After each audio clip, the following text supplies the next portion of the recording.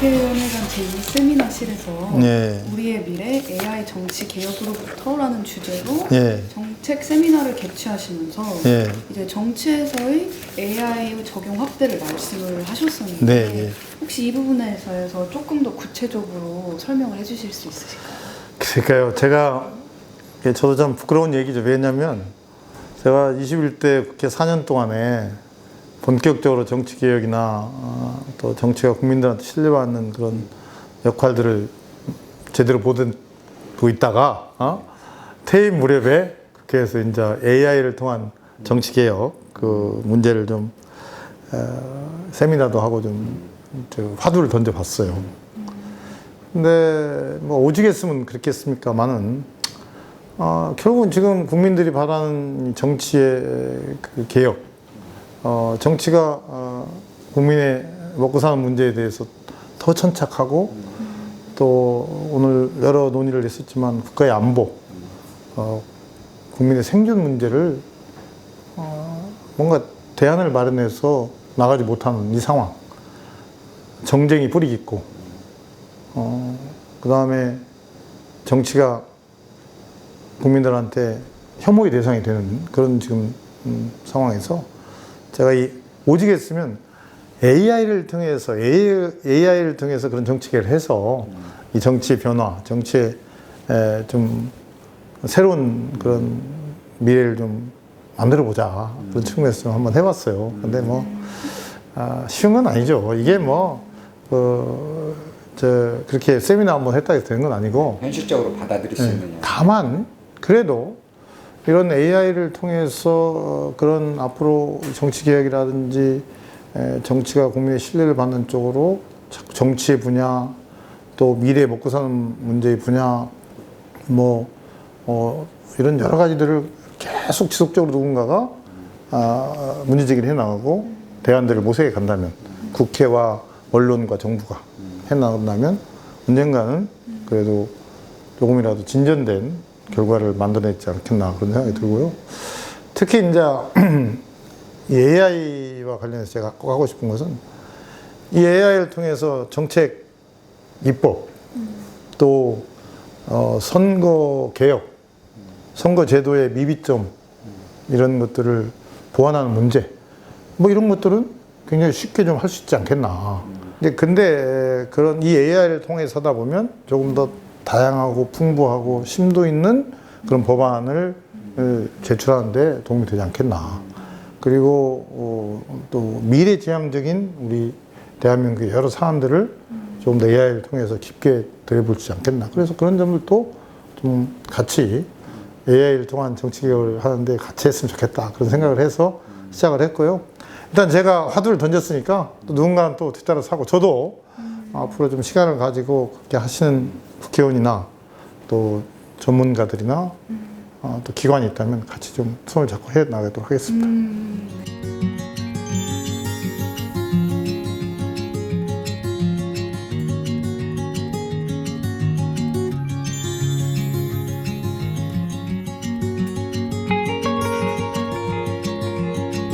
저는 우리나라 지금 행정부 및 지금 입법에서 지금 다루어지고 있는 부분들 중에 전체 우리 예산은 늘 부족한 상태로 가고 있지 않습니까? 그리고 이제 국가 채무도 계속 늘어나고 있는 상황이고. 근데 이제 가장 이제 국민들이 늘 얘기하는 거는 우리나라 예산이 부족한 게 아니라 도둑놈이 많아가지고 결국에는 예산이 부족한 거다라는 국민적 인식이 상당히 팽배해지고 있습니다. 이런 부분에서 근본적으로 좀 우리가 차단할 수 있는 방법들에 대한 어떤 견해는 혹시 있으신지? 네, 제가 이제 광명시장을 8년 해봤고 그래서 네. 1조 정도의 규모의 그런 시 예산에 네. 대해서 좀 직접 예산 기획도 하고 집행도 해봤고 네. 또 국회에서 4년 있으면서 특히 후반부 2년은 기획재정위원회에 있었지 않습니까? 예결위원도 한 2번 연속 2년 해봤고 그러면서 우리 김용도 회장님 말씀에 매우 공감을 합니다. 저는 과거 정부에도 그렇고 윤석열 정부에서 돌아서도 예산을 제로 베이스에서 짜겠다 그 말을 하는데 원칙적으로는 대천성이죠. 왜? 우리는 예산을 깎는 건 거의 없거든요. 거기다 또 붙이고 해서 그냥 가지 않습니까? 그게 또 관료들의 속성이기도 하고. 근데 예산을 제로 베이스 하면서 한번 정부 수립 이후에 그런 예산을 제로 베이스에서 한번 재구조하는 작업이 필요하다는 생각을 했는데, 그것은 뭐 공연불이죠. 왜? 우리 대한민국 예산은 기재부가 짜는 겁니다. 그렇지. 기재부 관료들은 절대 자기들이 그 예산을 새로 짜면서 오는 여러 가지 자기들한테 오는 그 불이익이나 또 불편함, 또 때로는 뭐 귀찮잖아요. 그래서 그걸 잘 안 나옵니다. 그래서 그것은 굉장히 어려운 상황이고, 그래서 이제 뭐 국회에서 늘 주장하는 게 예산 그 실을 국회로 가져와라. 미국같이 그냥 국회에서 예산 짜자. 뭐 이런 얘기도 있는데, 저는 일정 부분 찬성합니다. 다 못 가져오면 특정 분야라도 나는 국가 예산을 짜는 문제를 국회로 가져와서 그렇게 예산을 새로 짜야 지금같이 무분별한 예산 낭비를 막을 수 있다. 이게 이제 그 말씀을 드리고 싶고, 두 번째는 조금은 정부가 통합적인 예산 운영을 해야 하는데, 뭐 역대 정부 똑같습니다. 일례로 그 저출생 예산이라든지 그냥 온갖 부처에 다 있습니다. 유사한 거, 중복한 투자 예산 뭐 이런 게 있는데, 조금은 통합적인 예산 운영을 하면 상당 부분의 예산을 절감할 수 있다. 또 한 가지는 뭐 늘상 하는 얘기지만 미래지향적인 분야의 예산을 좀 더 집중적으로 투자하는 그게 필요한데 약하다.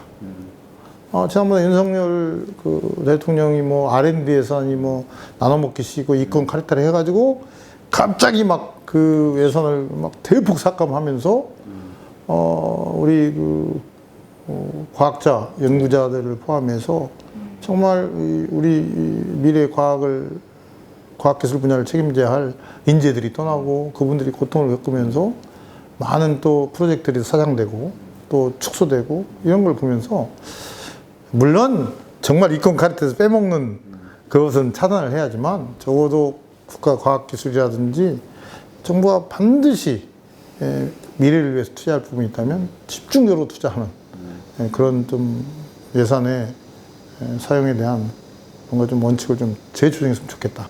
그래서 국가 지도의 철학이 중요하다. 이 예산의 배분과 사용이 국가 지도의 철학에 의해서 굉장히 왜곡되는 경우도 많고, 오히려 몇 배의 시너지 효과를 내는 경우도 있지 않습니까?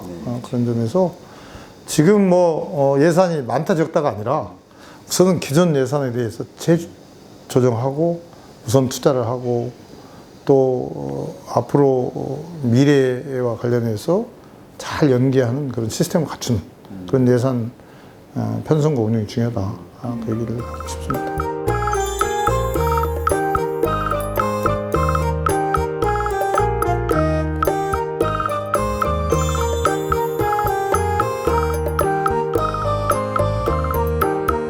저희가 국회의원 수에 대해서도 많이 논란이 많은데요. 과연 이게 타 국가에 비해서 우리가 인구 대비 그리고 지역 대비 지금 의원 수가 이게 적합한가? 또한 사법부나 뭐 이런 입법 다루는 그 문제뿐만이 아닌 지금 경찰과 이제 검찰의 이 문제도 결국은 시민 참여 제도에 관련해서 이제 얘기들을 또 많이 하고 있습니다. 그래서 어떤 특혜 우리가 이야기하는 이런 부분들도 근본적으로 조금 국민적 눈높이에 공감할 수 있는 그런 제도를 만약에 할 수 있는가 현실적으로. 우선 국회의원 정수를 뭐 줄여야 한다는 그 문제에 대해서는 제가 가서 보니까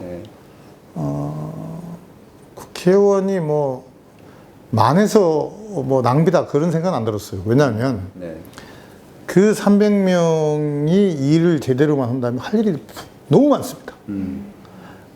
제가 그 남북 고속철도 문제에 천착하듯이 이 천착할 분야가 얼마나 많습니까? 일례로 뭐 AI 분야라든지 다양한 영역, 그것도 국내외 문제가 많이 있을 때 공부하는 국회의원이 많다면 나는 그 국회의원 정수는 그렇게 많은 건 아니다. 다만 그 보수가 네. 국회의원이 받는 세비가 많다고 느낀다면 그건 조정할 필요가 있다. 그게 1번이고 2번은 오히려 국회의원을 너무 위원회만 묶어놓지 말고 네. 조금 더 세분화해서 요즘 국회의원들이 그 포럼을 만들지 않습니까? 여야들이. 네, 그렇죠. 그런 포럼의 형태와 비슷하게 조금 더 위원을 세분화해서 조금 더 전문성을 갖게 한다면 더 효율적이지 않겠나. 왜냐면요, 공무원들은요, 그나마 국회라는 이런 장치가 있으니까 와서 보고도 하고 또 깨지기도 하면서 그 사람들이 조정도 하고 또 개선도 하게 되지, 그것만 없으면 그냥 공무원 만세입니다. 그렇죠. 그래서 국회에서 저는 뭐 현재의 인원을 늘리라는 얘기는 뭐 감히 뭐 말할 필요는 없고, 현재 인원을 더 효율적으로 사용할 수 있게, 그분들이 더 일 잘할 수 있게 만드는 그 시스템을 마련하는 게 더 중요하다 말씀을 먼저 드리고 싶고요. 또 한 가지, 검찰 개혁에 대한 목소리, 요구는 꼭 민주당뿐만 아니라 네. 국민들의 대다수도 강한 요구가 있습니다. 왜 그러냐? 검찰을 접해보거나 검찰을 접해본 간접적인 전원을 듣는 국민들은 저 검찰이 이렇게 계속 가서는 안 되겠다. 수사의 행태, 또 기소 독점주의, 또 때로는 정치권과의 그런 정치적 이해관계 속에서 자기들의 밥그릇을 챙기려는 부분, 이런 것들이 지금 국민들은 검찰 개혁을 바라고 있지 않습니까? 또 다른 측면에서는 사법부도 과연 저 판사들의 판결을 믿을 수 있느냐? 그런 불신이 있습니다. 말은 안 해서 그렇지. 그렇죠. 특히 정치적 판단도 있지만 일상 서민들, 국민들과의 그런 분들이 겪는 재판의 결과 속에서 불만도 많이 있습니다. 그래서 저는 지금 정치적으로 뭐 검찰의 경우는 뭐 기소청을 만들자, 뭐 수사 기능을 축소하거나 아예 뭐 없애자, 뭐 이런 여러 가지가 있는데, 저는 검찰도 그렇고 특히 법원도 그렇고 저는 배심원제에 대해 찬성합니다. 물론 미국같이 저렇게 오랜 그 역사가 있는 나라같이 금방 뭐가 잘 이렇게 되기는 어려울 수 있겠지만 시도해볼 만하다. 시도해볼 만하다. 최소한 시범적인 운영이라도 해봐야 한다. 그걸 좀 더 적극적으로 할 필요가 있다 생각을 합니다. 예, 마지막으로 이번에는 좀 국정원에 관련된 부분하고 이제 간첩에 대한 정보 수사가 이제 대공권한으로 이제 경찰청 대공부서로 이제 이관이 되지 않습니까? 그리고 우리가 생각하는 남과 북의 안보에 대한 부분도 우리나라 국민적 인식도 어떻게 보면 남과 북에 대한 안보에 대한 인식만 있지, 글로벌 정세에 대한 안보, 그리고 정보 수집, 우리나라는 특히나 다른 나라와는 다르게 남북이 대치되고 있는 이 상황에서 어떻게 보면 지금 간첩에 대한 이 조사에 대한 권한 때문에 한참 이제 홍역을 알았지 않습니까? 그럼 과연 우리 경찰이 지금 대공 담당들을 잘 하고 있는 것이냐, 그리고 할 수 있는 조직인 거냐, 이거에 대한 의문점도 상당히 많습니다. 그러니까 이 부분에 대한 견해도 한 말씀 좀. 그래요. 제가 21대 국회 전반기 2년을 행정안전위원회를 했기 때문에 네. 검경 수사 분리라든지 네. 그 다음에 국정원의 대공수사권을 경찰로 이관하는 문제에 대해서 나름대로 많이 토론도 하고 또 정부 측과 이 얘기도 많이 했었는데, 이때는 이제 무슨 우리는 남북 대치 상황이니까 적어도 전통적 의미의 간첩, 네. 전통적 의미의 국가 안보 위의 사범에 대한 뭐 수사는 뭐 반드시 필요하고 또 그에 대한 당연한 응징 처벌을 해야 한다는 것은 당연한데, 제가 조금은 뭐 실용적인 입장에서 얘기를 하면, 네. 제가 그 경찰 수뇌부한테 그런 얘기를 많이 주문했습니다. 행정안전위원회 위원을 할 때, 검찰에서 상당 부분 이제 수사하는 영역의 부분들이 경찰에 넘어왔지 않습니까? 또 국정원도 언젠가 넘어오게 되게 지금 예정이 되어 있는데, 넘어온다고 좋은 게 아니다. 그렇죠. 수사 역량이 있어야 한다. 그렇죠. 아무리 뭐 권한이 많다 하더라도 여러분들은 범인을 잡는 거다. 그렇죠. 근데 그 수사 역량이 없으면 할 수 없는 거다. 그러니까 내가 회의 때 공개적으로 했습니다. 적어도 수사 역량을 키우기 위해서 몇 백억이라도 예산이 필요하면 과감히 신청을 해라. 저라도 그냥 발벗고 내가 그 예산이 확정되도록 도움을 주겠다라고 했습니다. 그래서 이제 조금 애둘러 얘기를 하면 경찰이 그런 능력이 없다는 게 아니라 더 고도의 수사 역량을 육성을 해야 한다. 키워야 한다는 게 1번이고요. 또 한 가지는 지금 이 경제 전쟁이잖아요. 그렇죠. 국제적으로 보면 그 국제적인 그 경제 전쟁 속에서 결국은 정보가 가장 중요한 우리의 자산이 될 수 있고 또 그걸 잘못하면 엄청난 국익의 손해를 볼 수 있기 때문에 아까 전통적 의미의 간첩, 국가 안보 저해 사범을 이렇게 수사하고 처벌하는 것도 당연히 가장 중요한 거지만 그걸 경제 전쟁 속에서의 스파이를 잡고 또 거기서 우리가 국익을 위한 여러 가지 활동을 할 수 있는 그런 것도 더 강화하지 않겠나 그런 생각이 들고요. 물론 국정원이나 뭐 관련 정부 기관에서 많이 한다고는 하더라고요. 근데 정말 국민들이 야, 저 정도 우리 대한민국의 정부가 저걸 하고 있구나라고 느낄 정도로 조금 더 분발하고 또 예산도 좀 더 투자하고 사람도 더 키우고 정부 요원들 그런 좀 일들이 더 있었으면 좋겠다는 생각을 국회에 있으면서 많이 해봤습니다. 참 현실적 문제는 참 어려운 문제인 것 같습니다. 그러니까 결국은 리더들이 얼마만큼 이제 많은 고민이 필요한가, 그리고 우리가 선출해야 되는 선거에서 얼마만큼 국민들이 고민을 또 많이 해야 되는가로 또 귀결이 되는 것 같습니다. 오늘 이 정치를 묻다 우리 양기대 우리 전 의원님을 모시고 오늘 시간을 보내고 있습니다.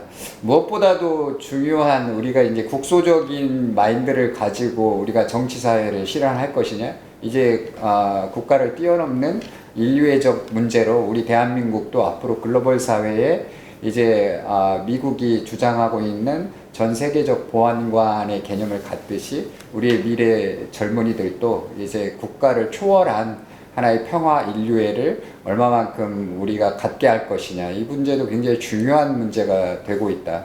그런 가운데 앞으로 우리 양기대 의원님의 앞으로의 행보도 우리가 관심 있게 지켜볼 필요가 있다라는 생각이 듭니다. 네, 마지막으로 우리 의원님 말씀 듣고 마치도록 하겠습니다.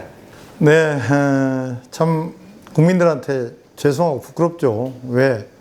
왜냐하면 우선 서민 경제가 어렵고 그 고물가, 고금리를 포함해서 서민들 또 중소기업들이 너무 지금 힘든 상황인데 정치에 있는 사람들은 대통령을 포함해서 국회 또 행정부에 있는 사람들 딴 나라에 사는 사람들 같이 하니까 국민들이 우라통 치미는 이 상황입니다. 특히 기후 문제, 기후위기라든지 저출생 문제, 또 환경 문제, 또 우리 청년들의 일자리 문제, 더 나아가서 AI 시대에 대비하는 문제, 또 남북 문제, 지금 현안들이 손으로 꼽을 수 없을 정도로 국가적 현안들이 참 많은 이 상황입니다.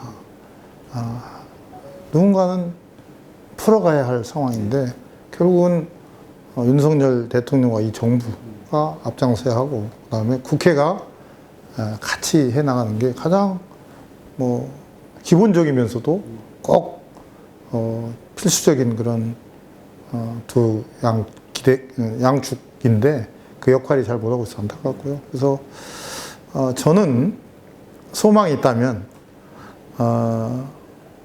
우리가 다음 대통령은 참 좋은 대통령, 국민이 믿고 의지하면서 어려움도 같이 극복해가는 그런 좋은 대통령을 꼭 뽑아야 하고 그런 좋은 대통령 만드는데 제가 지금 이제 국회의원 그만뒀지만 언제 어디서 있건 그 역할을 좀 조금이라도 해야겠다 그 생각을 하고 있고 또 한 가지는 저 극단적인 옛날 우리 이조 시대의 당쟁과 같은 이런 지금 정치의 가장 고질적인 병폐들을 해결하는데 조금이라도 또 기하는 그런 역할을 어떻게 하는 게 좋은 건지 고민을 하고 있는데 그 부분에 대해서 제가 조금씩 제 나름의 해법들을 좀 찾아가고 또 필요할 때는 우리 김용도 회장님한테 와서 말씀드리고 또 국민들한테 말씀드리고